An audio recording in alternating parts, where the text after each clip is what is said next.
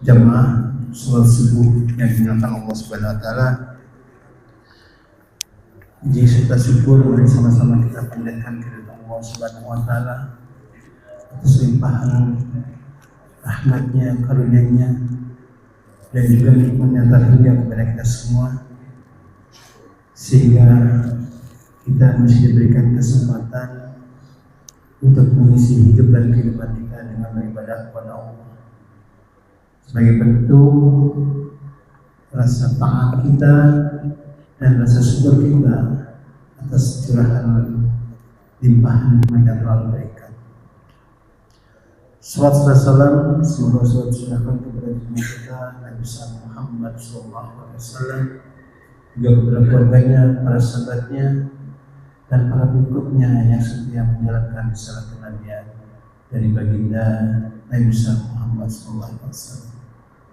Dan semoga yang berakhir nanti kita termasuk umatnya yang mendapatkan syafaat dari beliau. Amin amin ya.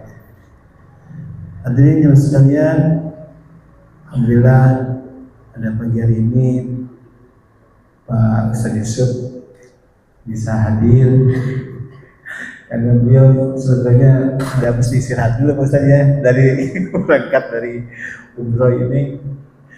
Jadwal pada pekan hari ini yaitu Bapak Ustaz Abudian, karena kebetulan sedang berada di luar kota, jadi kebetulan Pak Yusuf juga bisa mengisi, jadi beliau akan mengisi tafsir Al-Quran karena beliau untuk periode ini jadi insyaallah akan mengisi khusus sirah nabawiyah pertukaran dengan Pak Ustaz Azhar. Jemaah sekalian, sebelum kita mulai acara ini ada sedikit permohonan dan keikhlasan dari jemaah sekalian. Kebetulan pada saat ini banyak saudara kita yang sedang sakit, baik dirawat di rumah sakit ataupun di rumah dalam perubahan berjalan. Ada Bapak Agus di RT 6 ya, suaminya Bapak Satun. Ada Pak Budi yang di Blok A RT 10. Kemarin yang terbaru masih dirawat di rumah sakit Bapak Haji Zaiman, orang tua kita. Beliau juga sedang dirawat di rumah sakit Sari Asih. Dan juga Pak Indra masih dalam proses penyembuhan. Kemarin Bapak Dama dari RT 6 juga baru keluar dari rumah sakit. Untuk itu mari sama-sama kita mohonkan kepada Allah agar Allah segera berikan kesembuhan kepada saudara-saudara kita, Allah angkat penyakitnya dan kembali sehat seperti sedia kala bisa berkumpul kembali dengan kita semua. Untuk itu mari sama-sama kita bacakan surah Fatihah. Semoga Allah senantiasa mengabulkan permohonan kita. Al-Hadiniyah wa kulliyat sholihah. Al-Fatihah.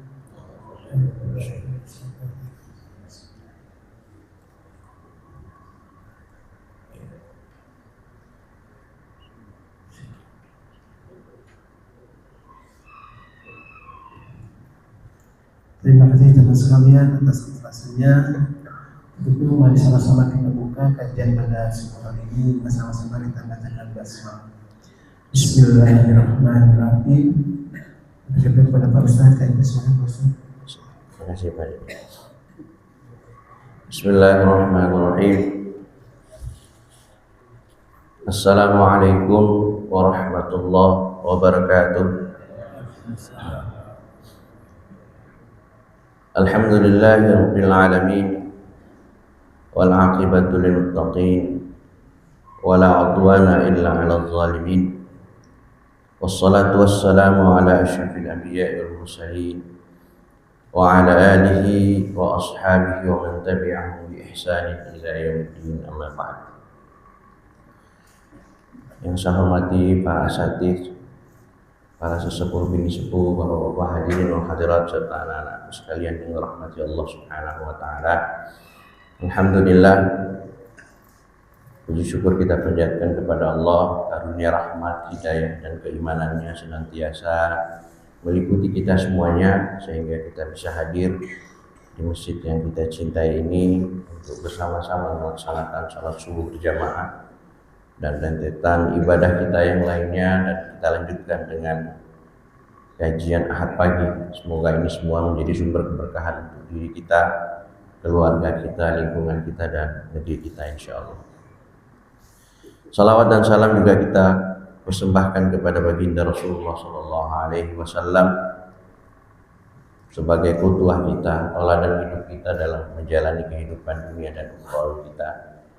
Insyaallah kita bahagian dari umatnya yang selalu menghidupkan sunnah-sunnah Rasulullah sallallahu alaihi wasallam, senantiasa istiqomah dengan ajaran Allah dan Rasulnya, dan insyaallah kita akan bersama Rasulullah nanti di surga Allah Subhanahu wa taala. Bapak dan Ibu yang dirahmati Allah, pada kesempatan malam hari ini, subuh hari ini, seperti disampaikan Pak Dedi tadi, kajian kita adalah kajian tafsir karena guru kita Ustaz Abudian sedang berhalangan. Saya menggantikan sementara. Hari ini kita ingin mengkaji, mentadabburi ayat tentang gurur, ya. Tentang sifat gurur yang menjadi potensi bagi kita manusia. Materi ini sebenarnya kemarin saya sempat bahas di Musholah Nurul Huda, tapi ini mungkin sebagai pendalaman bagi kita semuanya untuk kita tadabburi betapa kandungan Al-Quran itu luar biasa untuk menjadi nasihat buat kita, pedoman hidup kita, dan memang alangkah lebih baiknya setiap saat kita bisa mengambil ibrah pelajaran dari ayat-ayat suci Al-Quran. Di kesempatan hari ini kita sama-sama mentadabburi firman Allah dalam surah Al-Infitar. Al-Infitar ini surah yang maknanya terbelah. Jadi nanti pada saat kiamat datang itu salah satu kejadian yang luar biasa itu adalah idza sama fatar, jika langit itu terbelah. Nah, pada saat langit itu terbelah, maka yang akan terjadi adalah wa idzal kawakibun tasar, maka bintang-bintang yang ada di langit itu akan berjatuhan karena tidak ada lagi pegangan.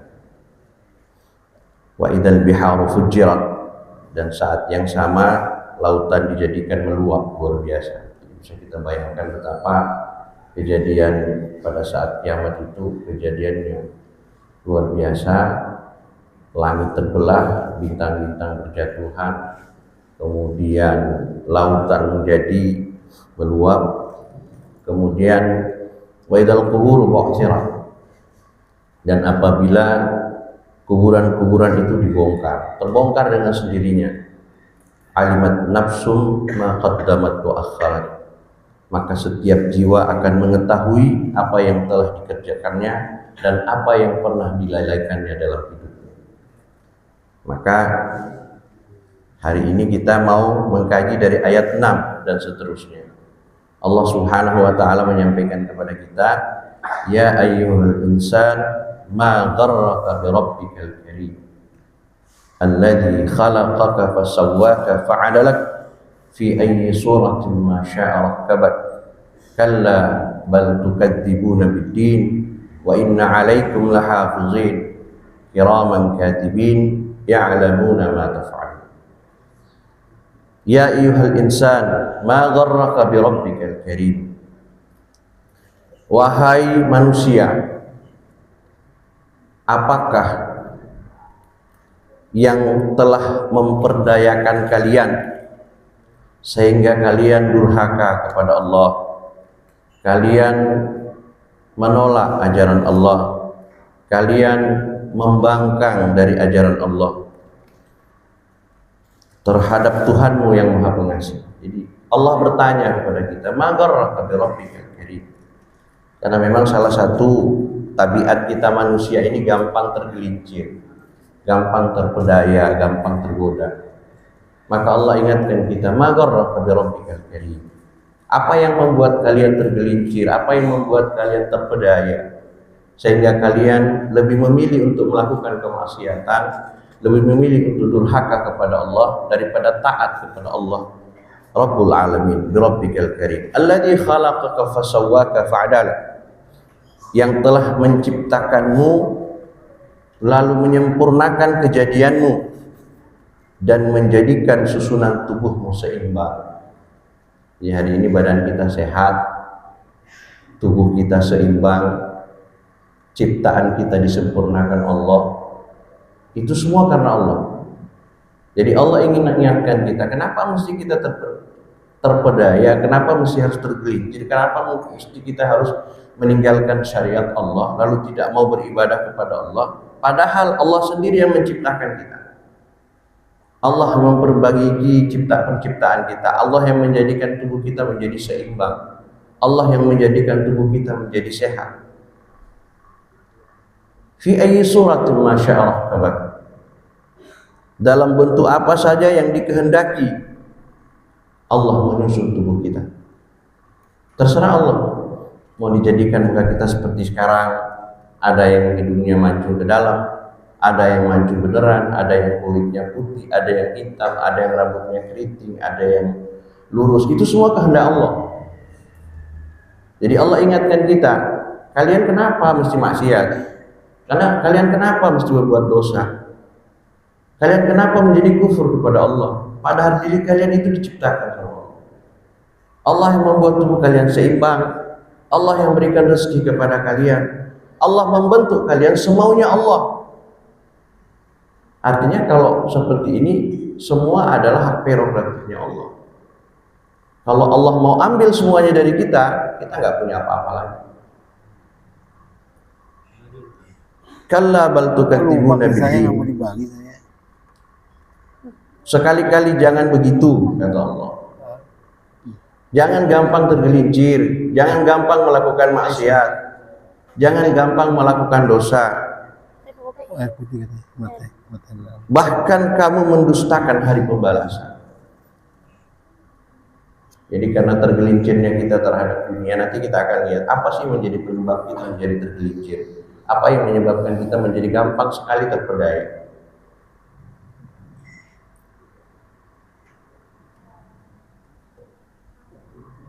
Wa inna alaikum lahafizin, dan sesungguhnya bagi kamu ada malaikat-malaikat yang mengawasi pekerjaan. Hari ini kita beraktivitas apapun, sedikit apapun aktivitas kita, ada yang ngawasi. Dua malaikat selalu diutus Allah untuk mengawasi pekerjaan kita. Dan di sini Allah sebutkan kiraman katibin. Dua malaikat yang diutus Allah itu adalah kiraman katibin, yang mulia di sisi Allah dan mencatat perbuatan. Nah, itu yang kita sebut dengan malaikat kiraman katibin. Kiraman di sebelah kanan, katibin di sebelah kiri. Padahal itu sifat malaikat sebenarnya. Kiraman itu mulia, katibin itu mencatat. Jadi dia malaikat-malaikat mulia yang diutus Allah untuk mengawasi ruang gerak kita, pergerakan kita, langkah kita, kedipan mata kita, ketukan hati kita, itu dicatat oleh para malaikat. Dan itu adalah malaikat-malaikat mulia yang tugasnya mencatat, sehingga tidak ada yang lepas dari pengawasan Allah tentang kita. Makanya benar kata Rasulullah SAW, ittaqillaha haitsu ma kuntum. Takutlah kepada Allah di mana saja kalian berada. Bukan di masjid saja kita takut kepada Allah, di mana saja kalian berada, kalian takut kepada Allah. Bahkan Rasulullah mengajarkan teori yang baik buat kita, yang mungkin masih sering tergelincir, masih sering berbuat maksiat, masih sering berbuat dosa. Apa kata Rasulullah? Watbi'is sayyi'atal hasanata tamhuha wa khaliqin nas bi khuluqin hasan. Kalau kalian berbuat dosa, kalau kalian berbuat maksiat, kalau kalian berbuat durhaka kepada Allah, maka ikutkan kedurhakaan itu dengan perbuatan baik. Bertaubat kita kepada Allah. Ada rezeki yang Allah berikan kepada kita, bersedekah kita. Watbi'is sayyi'atal hasanata tamhuha. Kalau kita mengikutkan perbuatan maksiat tadi, perbuatan dosa tadi, perbuatan buruk tadi dengan amal-amal kebajikan, semoga amal kebajikan itu bisa menghapus dosa-dosa maksiat kita. Dan yang lain kata Rasulullah, wa khaliqin nas bi khuluqin hasan. Dan berakhlaklah terhadap manusia yang lain, orang-orang yang ada di sekitarmu, dengan akhlak yang baik. Nah, ini menandakan bahwa kita tidak lepas dari pengawasan Allah. Bukan berarti bahwa Allah tidak bisa mengawasi kita langsung, tapi sudah ada tugas malaikat yang mencatat itu semua di hadapan Allah. Makanya tidak salah kalau kemudian Rasulullah mengatakan ketika seseorang berkumpul di sebuah majelis ta'lim, di sebuah majelis ilmu, di atasnya akan hadir para malaikat yang berdoa kepada Allah. Turunkan rahmatmu kepada mereka ya Allah yang berkumpul. Kenapa? Karena memang ada malaikat yang diberikan tugas khusus dari setiap kegiatan kita manusia. Bapak dan Ibu yang dirahmati Allah Subhanahu wa taala. Karena itu kita perlu betul memperhatikan bahwa kita ini adalah makhluk yang gampang sekali melakukan kemaksiatan, gampang sekali melakukan dosa. Makanya disebut insan. Insan itu asal kata nasia. Nasia itu lupa. Sehingga al-insan itu adalah makhluk yang pelupa. Kita manusia makhluk yang pelupa. Kalau bukan rahmat Allah, kalau bukan karena kasih sayang Allah, ya mungkin tidak ada yang selamat di antara kita. Tapi karena kasih sayang Allah, maka kita ada yang dimasukkan surganya Allah karena keimanan kita, ada juga yang kemudian dipilih oleh Allah untuk masuk ke dalam nerakanya. Bapak dan Ibu yang dirahmati Allah Subhanahu wa taala. Di ayat yang ke-6 ini, Allah Subhanahu wa taala menyebutkan kalimat ma gharraka bi rabbikal karim. Apa yang menyebabkan kalian kemudian terpedaya untuk melakukan kedurhakaan kepada Tuhan yang Maha Mulia? Ada dua sifat gurur dalam Al-Quran, sifat terpedaya dalam Al-Quran. Ada dua penyebabnya. Penyebab yang pertama adalah kecintaan kita terhadap dunia yang berlebihan.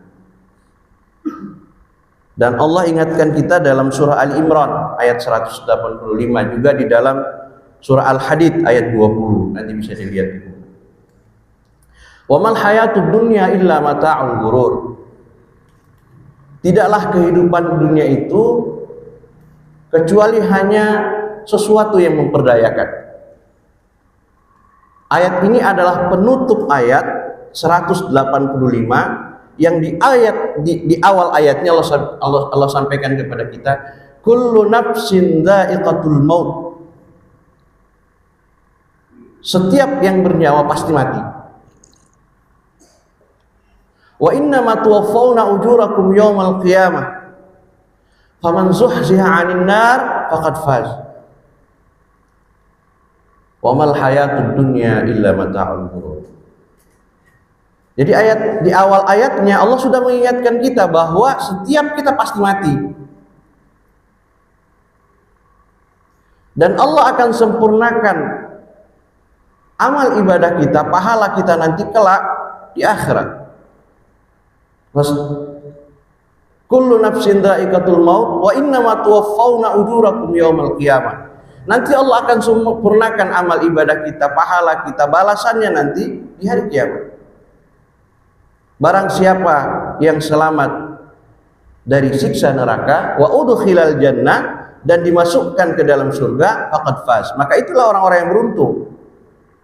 Maka Allah ingatkan kita, kalau kalian ingin menjadi orang-orang yang beruntung, kalau kalian ingin menjadi sempurna amal kebajikannya nanti di akhirat, Allah sampaikan kepada kita, wa mal hayatud dunya illa mata'ul ghurur. Tidaklah kehidupan dunia itu kecuali sesuatu yang memperdayakan. Jadi salah satu faktor utama kita menjadi manusia yang terpedaya adalah kecintaan kita yang berlebihan terhadap dunia. Makanya di hadis Rasulullah sampaikan kepada kita, nanti akan datang suatu masa di mana umat ini banyak, tapi seperti makanan yang dikerumuni oleh serigala kelaparan, orang-orang kelaparan. Sahabat bertanya, ya Rasulullah, amin qillatin nahnu ya Rasulullah, apakah saat itu jumlah kami sedikit ya Rasulullah? Kata Rasulullah, bal antum yawma idin katsir. Saat itu jumlah kalian banyak. Walakin kata Nabi, tetapi kalian seperti kagusa'is sail, seperti buih di lautan. Kemana ombak mengarah, ke situ kalian akan dibawa. Kemana ombak terhempas, di situ kalian dihempaskan. Kemana ombak memecah kalian, di situ kalian akan terpecah belah. Sahabat bertanya, apa penyebabnya ya Rasulullah? Rasulullah menjawab, hubbud dunya wa karahiyatul maut. Kalian saat itu terserang penyakit al-wahan. Sahabat bertanya, wa mal wahan ya Rasulullah? Apa itu wahan ya Rasulullah? Rasulullah menjawab, hubbud dunya wa karahiyatul maut. Kalian begitu cinta dunia dan takut akan kematian. Mungkin hari ini yang melanda kita, melanda umat Islam di dunia ini, saat ini inilah yang melanda kita. Al-wahan sedang menimpa kita, sehingga apa yang terjadi, kata Rasulullah, ketika al-wahan itu masuk kepada diri seorang mukmin, maka Allah akan mengangkat rasa takut dari musuh-musuh Islam terhadap umat Islam itu sendiri. Dan di satu sisi Allah tanamkan sifat al-wahan di dalam hati kita. Ini yang terjadi hari ini. Kenapa kita tidak punya kekuatan? Kenapa kita tidak punya muru'ah di hadapan umat-umat yang lain? Karena al-wahan sedang melanda kita semua. Karena itu hadis ini mengingatkan kita bahwa ayo kita kembali menguatkan keimanan kita bahwa wa mal hayatud dunya illa mata'ul ghurur. Tidaklah kehidupan dunia ini kecuali kesenangan yang memperdayakan. Kemudian yang kedua yang menjadi penyebab utama dari apa yang terjadi dalam kehidupan kita ketika kita gampang tergelincir adalah diutusnya setan untuk menggoda kita. Itu memang sudah tugasnya setan. Tetapi Allah ingatkan kita di banyak sekali ayat. Salah satunya misalnya Allah sampaikan, ya'iduhum wa yumannihim wa ma ya'iduhumus syaitanu illa ghurura. Kata Allah, setan itu memberikan janji-janji kepada mereka dan membangkitkan angan-angan kosong mereka. Padahal setan itu hanya menjanjikan tipuan belaka kepada mereka. Sama yang terjadi terhadap Nabi Allah Adam alaihissalam. Dijanjikan keabadian oleh iblis. Wahai Adam, kalau kamu makan pohon itu, pohon keabadian itu, maka kamu akan kekal di dalam surga. Allah melarang kamu memakannya supaya kamu nggak kekal di dalam surga. Akhirnya Nabi Adam memakan buah khuldi. Apa yang terjadi? Allah menjatuhkan Nabi Adam mengeluarkan Nabi Adam dan Siti Hawa serta iblis dari surganya Allah Subhanahu wa taala. Fadallahuma bigururin falamma dhaqa asy-syajara badat lahuma sawatuhuma wa tafiqa yakhsifani alaihima min waraqil jannah. Dia setan membujuk mereka dengan tipu daya. Ketika mereka mencicipi buah pohon itu, tampaklah mereka auratnya, maka mulailah mereka menutupinya dengan daun-daun surga. Jadi dua hal ini yang menjadi faktor utama dalam kehidupan kita sehingga kita menjadi orang yang gampang terpedaya. Tapi Allah menyampaikan kepada kita bahwa iblis tidak akan pernah mampu menggoda bagi hamba-hamba Allah yang senantiasa ikhlas beribadah kepada Allah. Kekuatan kita itu. Setiap kali kita tergelincir, kembali kepada Allah. Setiap kali kita lupa, kembali kepada Allah. Dan itu adalah sebaik-baik mukmin, sebaik-baik orang beriman. Ketika dia khilaf, ketika dia salah, ketika dia melakukan dosa, dia akan segera kembali kepada Allah Subhanahu wa taala. Bapak dan Ibu yang dirahmati Allah Subhanahu wa taala, dan itu dirangkum dalam satu firman Allah dalam surah Fatir ayat 5. Allah Subhanahu wa taala menyampaikan kepada kita, ya ayuhan nas inna wa'dallahi haqqun fala taghurrannakumul hayatud dunya wala yaghurrannakum billahil gharur.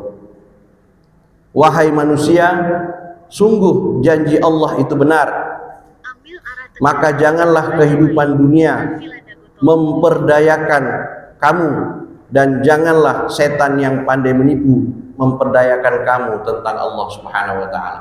Dua hal itu yang disebutkan Allah dalam ayat ini. Dunia yang memperdayakan dan tipuan setan yang memperdayakan.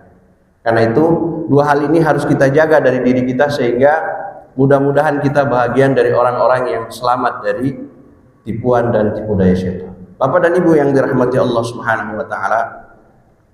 Selanjutnya kita melihat, tadi kita sudah lihat ada dua hal penting yang menjadi penyebab utama terperdayanya kita dari manusia. Maka dalam kehidupan dunia kita sebagai sesuatu yang paling memperdayakan, salah satu yang paling memperdayakan, ada 5 hal dalam kehidupan dunia kita yang harus kita waspadai, harus kita jaga, harus kita berhati-hati. Yang pertama, harta dan keluarga. Jadi salah satu faktor yang bisa membuat kita terpedaya dengan kehidupan dunia yang paling telak itu adalah harta dan keluarga. Allah menyampaikan kepada kita, ya ayyuhalladzina amanu la tulhikum amwalukum wala auladukum an dzikrillah. Hai sekalian manusia, hai orang-orang yang beriman, janganlah harta bendamu dan anak-anakmu membuatmu lalai dari mengingat Allah. Wa may yaf'al dzalik fa ulaika humul khasirun.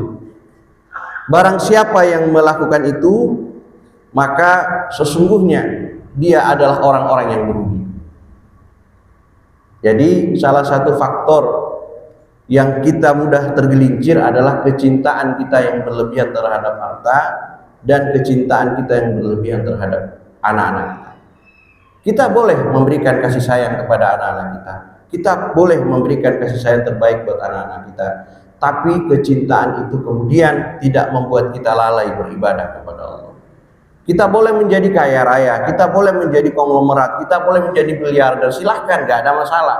Tapi kekayaan itu tidak kemudian membuat kita lalai untuk beribadah kepada Allah. Justru kekayaan dan anak-anak yang kita miliki, anak-anak yang dianugerahkan Allah kepada kita, yang justru menjadi sarana kita untuk lebih dekat kepada Allah Subhanahu wa taala.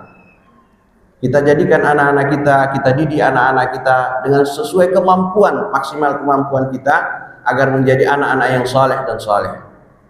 Harta yang kita miliki kita sedekahkan, kita infakkan, kita sumbangkan untuk kegiatan masjid atau kegiatan-kegiatan kebaikan yang lain. Bapak dan Ibu yang dirahmati Allah. Dan satu hal yang harus kita ingat, bahwa ternyata Allah Subhanahu wa taala mempersilahkan iblis dan pasukannya untuk menjadikan harta dan anak-anak keturunan kita sebagai bagian dari senjata iblis. Kita bisa lihat dalam surah Al-Isra ayat 64. Allah Subhanahu wa taala menyampaikan kepada kita, wastafziz man istata'ta minhum bisautika wa ajlib 'alaihim bi khailika wa rajilika wa syarikhum fil amwali wal aulad wa'idhum wa ma ya'iduhum asyaitanu illa ghurura. Ketika iblis sudah dikeluarkan dari surga, lalu dia minta kepada Allah untuk diberikan keabadian hidup, maka Allah memberikan sarana pada saat itu, wastafsi man istata'ta bi khailika min wa istata'ta minhum bi sautika wa rajilika wa alaihim bi khailika wa rajilika wa syarikhum fil amwali wal aulad wa'idhum wa ma ya'iduhum asyaitanu illa ghurura. Dan perdayakanlah, kata Allah, ini perintah Allah kepada iblis, dan perdayakanlah siapa saja di antara mereka yang engkau sanggup, wahai iblis, dengan suaramu yang memukau. Suara iblis itu bagus, Pak. Saking lembutnya suara iblis itu, kita nggak dengar aja kita bisa ikut. Dia hanya membisikkan ke dalam hati kita, kita bisa ikut terhadap perintah iblis itu. Begitu halusnya suara iblis. Iblis juga menjadi tokoh utama pengejaran Rasulullah SAW ketika akan hijrah. Dan tidak ada yang mengenal iblis. Ketika kaum Quraisy sudah berkumpul di Darun Nadwah, tokoh-tokoh Quraisy sudah kumpul semua di situ mencari cara untuk membunuh Rasulullah, untuk menghabisi Rasulullah, untuk menyelesaikan dakwah Rasulullah. Maka saat itu datang seseorang tua yang dia bilang dia dari Najd. Najd itu jaraknya kurang lebih 1000 kilo dari kota Mekah. Itu masuk berkumpul dengan orang-orang Quraisy, tokoh-tokoh Quraisy musyrikin saat itu. Mereka nggak ada yang tahu ini siapa. Tapi dengan kelembutan suaranya, kemampuan retorikanya, kemampuan bahasanya, mereka semua tertarik dan mempersilahkan orang itu dulu. Di saat itulah iblis mulai bermanuver. Muhammad harus dibunuh, rumahnya harus dikepung. Maka saat itu orang-orang Quraisy dan pemuda-pemuda Quraisy musyrikin saat itu bersepakat untuk mengepung rumah Rasulullah. Itu ide siapa? Idenya iblis. Sampai Rasulullah lari atau meninggalkan rumahnya dan pergi ke Jabal Sur. Yang membangunkan pasukan Quraisy ini adalah iblis. Itu Muhammad udah kabur, udah lari, sudah nggak ada di rumah, dia sudah pergi bersama sahabatnya juga. Yang membangunkan itu iblis. Dan iblis juga yang memberitahu bahwa Muhammad itu bersembunyi di Jabal Sur. Orang yang tidak pernah dikenal, orang yang tidak pernah ditemui, tapi dia bisa berpengaruh dalam kelompok besar dan petinggi-petinggi Quraisy. Kalau bukan karena suaranya yang bagus, kalau bukan karena retorikanya yang bagus, tidak mungkin dia akan diterima oleh kelompok Quraisy. Dan Allah sampaikan itu, silahkan iblis, perdayakan hambaku dengan suaramu yang bagus, retorikamu yang bagus, kelembutan suaramu. Kerahkanlah pasukanmu, kata Allah. Gunakan, turunkan semua pasukan yang kamu punya, kerahkan semua pasukanmu terhadap mereka, baik pasukan berkudamu, baik yang berjalan kaki, dan satu lagi, dan bersekutulah dengan mereka pada harta dan anak-anak mereka. Jadi Allah mempersilahkan iblis, silahkan bersekutu terhadap hartanya, silahkan bersekutu dengan anak-anaknya. Makanya kan Allah ingatkan kita, inna min auladikum fitnah, inna min azwajikum wa auladikum fitnah. Sesungguhnya di antara istri-istri kalian, di antara anak-anak kalian ada yang menjadi musuh bagi kalian. Aduwwal lakum fahdharuhum, maka berhati-hatilah terhadap mereka. Kenapa? Karena iblis diberikan sarana oleh Allah, silahkan bersekutu dengan anak-anak mereka. Maka karena itu Allah selalu mengingatkan kita untuk menjaga anak-anak kita. Ya ayyuhalladzina amanu qu anfusakum wa ahlikum nara. Kenapa? Karena kalau kita tidak menjaga anak-anak kita, ini bisa menjadi sarana empuk iblis untuk bersekutu dengan iblis dan bisa memperdayakan kita. Jadi Al-Quran itu sudah mengatur sedemikian rupa, Pak, memberitahu kita sedemikian rupa. Bagaimana caranya kita kemudian bisa aman dari gangguan iblis, walaupun kita tidak mungkin lepas. Karena iblis tidak sendiri, dia punya pasukan, baik pasukan iblis jin, setan dari kalangan jin maupun setan dari kalangan manusia. Terus bersekutu untuk memperdayakan orang-orang yang beriman. Maka kalau kekuatan iman kita nggak kuat, ya masuklah penyakit al-wahan tadi yang disebutkan oleh Rasulullah SAW. Dan bersekutulah dengan harta dan anak-anaknya, lalu berilah janji kepada mereka. Jadi iblis itu berjanji, Pak, selalu memberikan janji kepada kita, tapi janjinya nggak ada yang benar. Tadi kan kita sudah baca bahwa janji Allah, inna wa'dallahi haq, sesungguhnya janji Allah itu benar. Kalau iblis janjinya gurur, memperdayakan, dan berjanjilah kepada mereka, padahal setan itu hanya menjanjikan tipuan belaka kepada mereka. Iblis nanti, Pak, ketika orang-orang sudah masuk neraka, dia bilang, ana bari'um minkum, saya berlepas diri dari kalian, silahkan nikmati siksa neraka, saya sendiri nggak bisa nolong diri saya. Kenapa? Karena tugas dia adalah menggoda kita, menjerumuskan kita. Dan itu perjanjian iblis dengan Allah. Ketika orang-orang sudah terjerumus masuk ke dalam neraka, dia akan bilang, ana bari'um minkum, Saya terbebas dari kalian. Ngapain ngikutin saya? Udah tahu Al-Quran ngasih tahu setan itu menjanjikan tipuan belaka, kok ngapain ngikut saya? Kan iblis paling alasannya gitu. Saya nggak tahu ngapain. Kamu nggak tahu, nggak pernah baca Quran. Baca Qurannya, kalau kita kira-kira bahasa kita gitu. Baca Qurannya. Supaya kita tahu bahwa ternyata apa yang dijanjikan iblis itu adalah sesuatu yang memperdayakan. Bapak dan Ibu yang dirahmati Allah. Yang kedua, apa yang kemudian bisa membuat kita menjadi gampang tergelincir? Ilmu kita. Islam itu memang memerintahkan kita menjadi alim, memerintahkan kita untuk menuntut ilmu. Utlubul ilma minal mahdi ilal lahad. Tuntutlah ilmu itu dari sejak diayun, dari sejak digendong sama ibu sampai masuk ke liang lahat. Talabul ilmi fardhatun ala kulli muslim. Menuntut ilmu itu wajib bagi setiap muslim, baik laki-laki maupun perempuan. Jadi nggak ada alasan bagi kita kalau kita hari ini mengatakan saya udah pinter. Kalau ada orang hari ini mengatakan saya udah pinter, sombong dia, Pak. Itu orang terpedaya dengan ilmunya. Ada majelis ilmu, dia tidak mau ikut gabung karena dia merasa ilmunya sudah cukup. Seakan-akan orang yang duduk di majelis ilmu itu orang bodoh semua. Bahkan guru yang mengajar pun dianggap jahil misalnya. Ada kelompok-kelompok seperti itu. Sehingga dia tidak mau duduk bersama orang-orang yang sedang belajar di majelis ta'lim. Ini orang yang sombong dengan ilmunya. Ini juga bisa memperdayakan kita. Karena kita merasa sudah paling alim, kita rendahkan orang lain dengan ilmunya. Rasulullah saja ditegur oleh Allah Subhanahu wa taala. Abasa wa tawalla an ja'ahu a'ma wa ma yudrika la'allahu yazakka, kata Allah. Apa yang membuat engkau memalingkan muka dan berwajah masam di saat ada seorang buta yang datang kepadamu? Kemungkinan orang buta itu datang untuk mencari petunjuk dari Allah Subhanahu wa taala. Ditegur Rasulullah. Apalagi kita,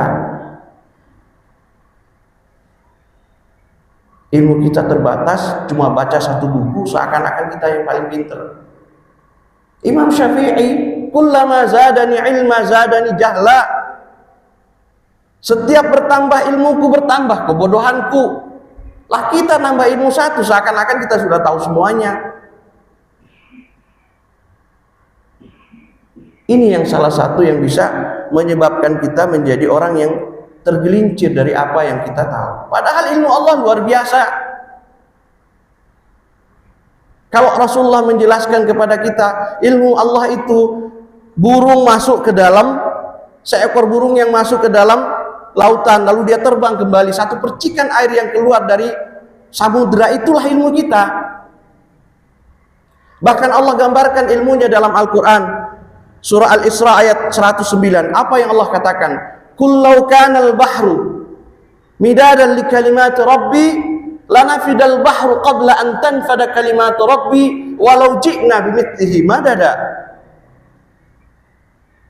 Seandainya, kata Allah, katakan Muhammad, seandainya lautan yang maha luas itu disatukan, samudra Indonesia, samudra Atlantik disatukan, semua lautan yang ada di bumi ini disatukan, kemudian mencatat kalimat-kalimat Allah, mencatat ayat-ayat Allah, mencatat ilmu-ilmu Allah, lanafidal bahru qabla an tanfada kalimatu rabbi. Pasti lautan itu akan kering sebelum habis ilmunya Allah. Walau ji'na bimithlihi madada, walaupun kamu datangkan lagi lautan yang sebesar itu banyaknya, tidak akan pernah habis ilmunya Allah. Mau sombong apa kita?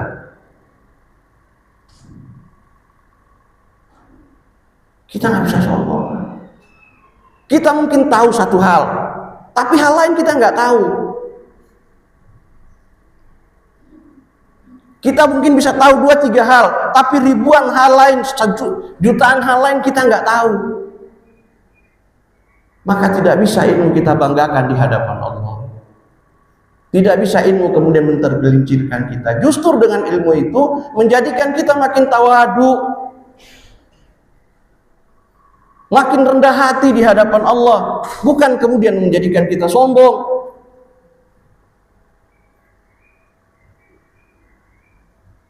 Kemudian yang ketiga yang sering membuat kita lupa, reputasi dan popularitas. Reputasi dan popularitas kita. Kita dikasih jabatan sama Allah. Kita dikasih harta yang banyak sama Allah. Kita dikasih kedudukan yang banyak sama Allah, yang tinggi oleh Allah. Banyak yang lupa di antara kita. Banyakan yang tergelincir daripada yang ingat dengan jabatannya, bahwa itu adalah sebuah amanah yang harus dijaga. Maka Malik bin Diyar pernah berkata, salah satu tanda orang-orang munafik adalah orang yang gila dengan popularitas. Orang yang berlebihan menanggapi popularitas yang Allah berikan kepadanya. Orang yang berlebihan memuji reputasi yang dia punya. Itu juga salah satu hal yang bisa memperdayakan kita. Maka sungguh beruntung bagi mereka yang tidak terpedaya oleh reputasi. Qad aflahal mu'minun alladzina hum fi salatihim khashi'un walladzina hum 'anil lagwi mu'ridun. Sungguh beruntung orang-orang yang mukmin. Siapa mereka? Alladzina hum fi salatihim khashi'un. Mereka yang khusyuk dalam salatnya.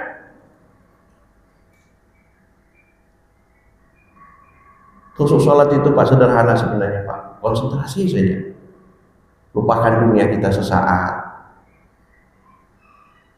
Konsentrasi kita kepada Allah. Enggak lama kok Allah minta sama kita. Salat subuh kita paling tadi 10 menit, 15 menit aja kaki kita udah getar. Kalau kata Pak Haji Samsudin, ngapain sih pusing-pusing? Yang baca imam kok. Walaupun kaki juga getar juga karena 15 menit kok Pak Allah minta. Enggak lama. Itu udah paling lama 15 menit kita sholat. Konsentrasi aja kita sholat. Khusyuk gimana? Nggak usah nanya khusyuk bagaimana Pak. Bagaimana caranya kita konsentrasi aja. Kalau Bapak Ibu pernah latihan yoga, kan itu bisa konsentrasi. Sampai dia bisa berdiri misalnya dengan satu telunjuknya. Kok bisa?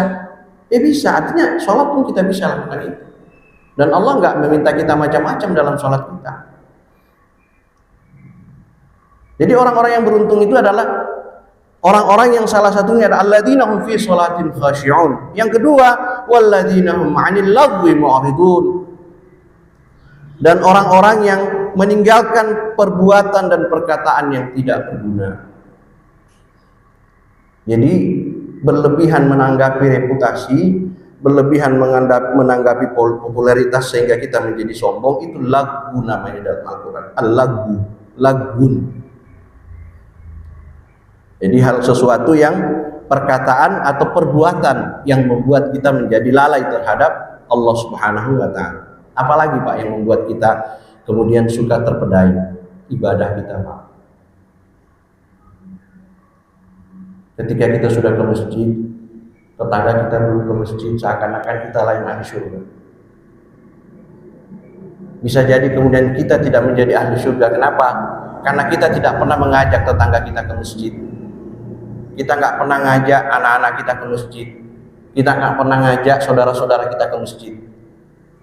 Padahal jelas Rasulullah sampaikan kepada kita, balighu anni walau ayah. Sampaikan kepada umatku walaupun satu ayat. Satu ayat toh itu yang kita tahu, sampaikan Pak. Cuma kita tahu hadisnya misalnya innamal a'malu binniyat. Sesungguhnya niat itu tergantung amal, sesungguhnya amal itu tergantung niatnya. Itu aja yang Ibu sampaikan, Bapak sampaikan. Bapak sudah tahu tentang pentingnya sholat jamaah, ajak tetangga kita berjamaah. Masalah dia terima atau tidak bukan tugas kita Pak. Innaka la tahdi man ahbabta walakinnallaha yahdi man yasha. Sesungguhnya kamu tidak akan bisa memberikan hidayah kepada siapapun yang kamu cintai. Yang memberikan hidayah itu Allah. Tugas kita apa? Tugas kita ngajak, tugas kita mengingatkan, tugas kita memperkenalkan. Masalah hidayah urusan Allah. Ya Allah Pak, capek saya Ustaz. Udah ngajak tetangga saya berkali-kali tentang sholat, nggak bisa juga. Biarin. Kalaupun sudah diajak nggak mau, tunjukkan bahwa kita adalah orang yang mencintai masjid. Tetap jalan ke masjid, walaupun kita harus berjalan sendiri. Suatu saat Allah buka hati mereka, kita tidak akan berjalan sendiri lagi ke masjid. Tetangga kita di samping rumah kita, di sebelah rumah kita, di belakang rumah kita akan bergerak semua ke masjid. Kenapa? Allah yang membuka hatinya, Allah yang mendatangkan hidayah itu, bukan kita. Maka karena itu kita tidak boleh sombong dengan ilmu kita. Syekh Az-Zarnuji mengatakan dalam bukunya Ta'lim wa Tarmul Ta'lim, 1000 orang yang ahli ibadah, 1000 orang yang ahli ibadah itu lebih ringan ketimbang satu orang yang faqih wara. Faqih itu apa, Pak? Faqih itu orang yang mengerti agama dan rendah hati dan ahli ibadah.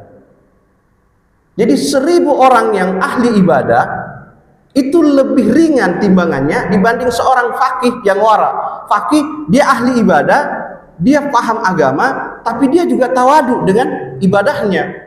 Dia tidak pernah sombong di hadapan orang dengan ibadahnya. Terus apakah karena itu kemudian kita jauh dari masjid? Enggak, Pak. Emang kalau yang namanya ke masjid itu ujiannya banyak, Pak. Kadang-kadang di hati kita muncul, aduh, gua udah jadi ahli ibadah, tetangga gua udah, Pak.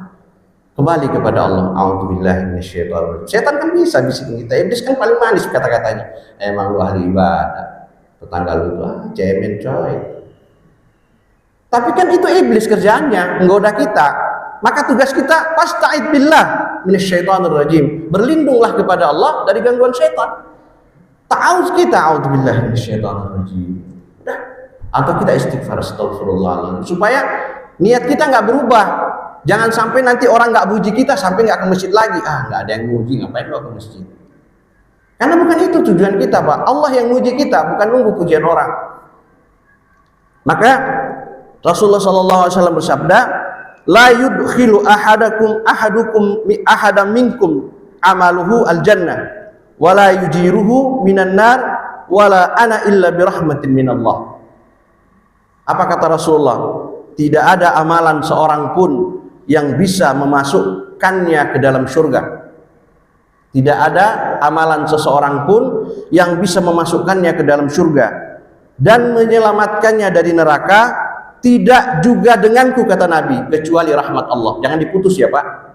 Ini kemarin sempat ada polemik dengan hadis ini. Karena diputus. Di ujungnya ada kecuali dengan rahmat Allah. Kata Nabi, tidak ada amalan yang bisa memasukkan orang ke dalam surga, juga tidak ada amalan yang bisa mengangkat orang dari neraka, termasuk amalan aku, kata Nabi, illa birahmatin minallah, kecuali rahmat Allah. Artinya kita nanti semua kalau ditakdirkan masuk ke dalam surga itu bukan karena amal kita, tapi karena rahmatnya Allah Subhanahu wa ta'ala. Terus ada pertanyaan, terus ngapain kita beramal? Amal kita ini yang menjadi penyebab rahmat Allah itu datang. Kalau kita nggak beramal, bagaimana caranya rahmat Allah datang kepada kita? Kita nggak ada usaha untuk kemudian masuk ke dalam surganya Allah Subhanahu wa ta'ala dengan ibadah kita, untuk mengundang rahmat Allah dengan ibadah kita. Buktinya apa, Pak, kalau masuk surga rahmat Allah? Kan kita pernah dengar kisah, ada orang membunuh 99 orang. Datang ke seorang rahib, dia nanya, apakah mungkin Allah mengampuni dosa saya? Saya sudah membunuh 99 orang. Saya setiap saat berzina, saya setiap saat merampok, saya setiap saat mencuri. Kata si rahibnya, enggak mungkin Allah mengampuni dosamu. Dosamu sudah terlalu banyak. Si rahib dibunuh lagi jadi 100. Setelah si rahib terbunuh, datanglah dia kepada seorang alim yang ahli ibadah. Dia nanya, apakah mungkin Allah mengampuni dosa-dosa saya? Saya sudah membunuh 100 orang, berzina setiap saat, merampok, membunuh. Kata si ahli ibadah, Allah Maha Pengampun. Allah akan mengampuni dosa-dosamu. Yang penting sekarang jangan tinggal di tempat kamu sekarang. Tinggalkan tempat itu, datanglah ke satu tempat di mana engkau akan menemukan orang-orang yang taat beribadah kepada Allah. Belum dia sholat, belum dia puasa, dia jalan ke tempat itu, mati meninggal di tengah jalan. Kalau logika kita, nggak mungkin masuk surga, karena nggak ada amalnya. Dia belum sholat, dia belum puasa, dia baru tobat, amalannya nggak ada.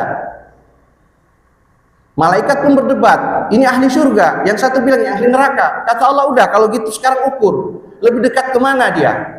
Kalau lebih dekat dari tempatnya dia tinggal di mana dia bermaksiat, maka dia ahli neraka. Tapi kalau dia lebih dekat kepada tempatnya yang akan dituju, maka dia ahli surga. Begitu diukur, lebih dekat kepada yang dituju, masuk surga dia. Nah, dia masuk karena amal apa Bapak?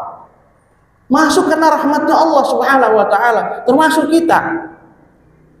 Beda dengan ahli ibadah, dia udah beribadah 500 tahun. Dia tinggalkan keluarganya, dia bertahanus, dia menyepi di tengah hutan. 500 tahun dia ibadah. Siang malam dia sholat, siangnya dia puasa, malamnya dia qiyamul lail. Ketika sampai di pengadilan Allah ditanya sama Allah, kalau kamu nanti masuk surga, apa yang menyebabkan kamu masuk surga? Dia bangga dengan amalnya. Dia bilang, ya Allah, yang memasukkan saya masuk surga adalah amalku. Aku beribadah 500 tahun, sholatku siang malam, puasaku setiap hari. Itu yang menyebabkan aku masuk surga. Kata Allah, malaikatku sekarang ambil seluruh amal ibadahnya, naikkan ke timbangan, ambil satu nikmat mata yang dia pakai hari itu, timbang dengan satu nikmat mata. Begitu ditimbang, ternyata nikmat mata jauh lebih berat dari amal ibadahnya. Kata Allah, dia ahli neraka.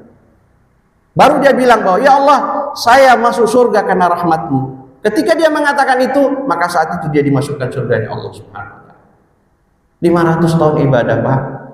Kita usia kita berapa tahun? 60 tahun, 30 tahun kita maksiat, 30 tahun kita sadar. Itu pun juga sholatnya masih empot-empotan 10 tahun. 20 tahun kita belajar ngaji, sisa umur kita seberapa? Apa yang kita bawa di hadapan Allah? Kalau bukan karena rahmat Allah, nggak mungkin kita masuk surga. Ini yang disampaikan Allah. Makanya tidak boleh kita sombong dengan ibadah kita. Kita tidak bila sombong dengan amal ibadah kita, amal perbuatan kita. Justru dengan ibadah yang kita dapatkan, hidayah yang Allah berikan kepada kita selalu minta supaya Allah jaga itu. Sehingga nanti kelak dengan ibadah yang kita punya, ibadah yang kita jaga, ibadah yang kita amalkan, menjadi asbab Allah akan menurunkan rahmatnya kepada kita masuk surga bighairi hisab, tanpa harus melalui hisab. Bapak dan Ibu yang dirahmati Allah Subhanahu wa taala, mungkin ini saja yang bisa saya sampaikan di kesempatan subuh hari ini. Mudah-mudahan ini menjadi tadabbur kita semuanya, nasihat buat kita semuanya, menjadi pribadi-pribadi yang jauh lebih baik lagi keimanannya kepada Allah, selalu menyadari bahwa kita adalah makhluk yang kelak akan kembali kepada Allah Subhanahu wa taala. Mohon maaf bila ada kekurangan, kebenaran datang dari Allah, kesalahan datang dari pribadi saya sendiri. Akhirul kalam. Wassalamualaikum warahmatullahi wabarakatuh. Waalaikumsalam warahmatullahi wabarakatuh. Terima kasih Pak Ustaz atas penyampaian usianya. Banyak sekali tadi yang disampaikan beliau. Mudah-mudahan kita bisa memahaminya dan bisa mengamalkan dengan sebaik-baiknya yang tadi disampaikan, baik menjaga diri kita ataupun tadi banyak sekali saya juga insyaallah banyak sekali manfaatnya.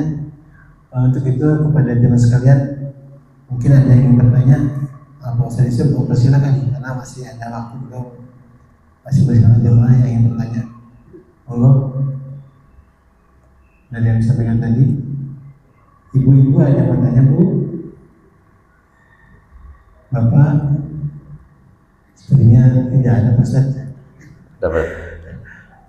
Mudah-mudahan semuanya bisa memahami dengan baik. Baik jemaah sekalian, kalau tidak ada pertanyaan lagi, mari sama-sama kita tutup kajian pada siang ini dengan mengucapkan hamdalah dan doa kafaratul majelis. Alhamdulillahirabbil alamin. Subhanallahumma wa bihamdika asyhadu an la ilaha illa anta astaghfiruka wa atubu ilaik. Billahi taufiq wal hidayah. Wassalamualaikum warahmatullahi wabarakatuh. Waalaikumsalam.